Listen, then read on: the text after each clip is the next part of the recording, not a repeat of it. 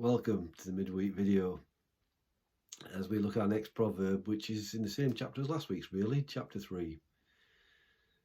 And it says, the father speaking to his child, his son, says, don't lose sight of common sense and discernment.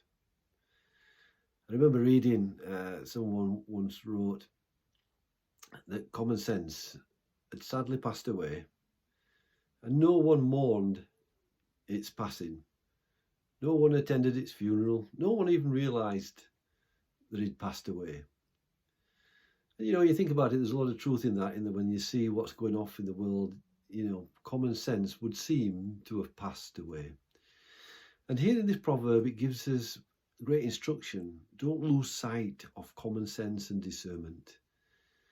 Common sense is one of the fruits, if you like, that comes from the wisdom of knowing God, of growing in that wisdom. And one of the fruits is having godly common sense and discernment to deal with things.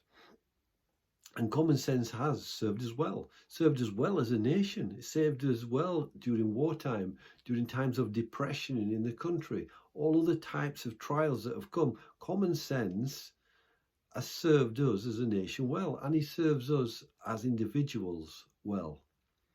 And when we set aside God, and we set aside his godly advice to us about not losing sight of godly common sense, then we come into that area of frustrations and all sorts of other problems that come because we've set aside the Maker, the advice that he's given us. He blesses us with godly common sense. And now when we reject that, when we reject God, what do we find is frustration at decisions being made, at things being done which don't make any sense.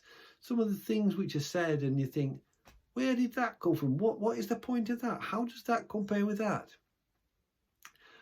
God has blessed us with godly common sense. And it is, as I say, a gift from the Maker. And when we actually apply it as God, the Maker, wanted us to apply it, then we find that life functions a lot better. Because he is the Maker. He knows how we function. And so he blesses us with godly common sense. And I want to suggest that one of the things we desperately need today is common sense. It's not only the decisions that are made that don't seem to make any sense to us, but if we did really follow godly common sense, there'd be far less disputes between people in legal settings. Life would be a lot simpler. Yes, God has blessed his creation with many things. And in this Proverbs that are full of wisdom, we have this beautiful proverb that says, don't lose sight of common sense and discernment.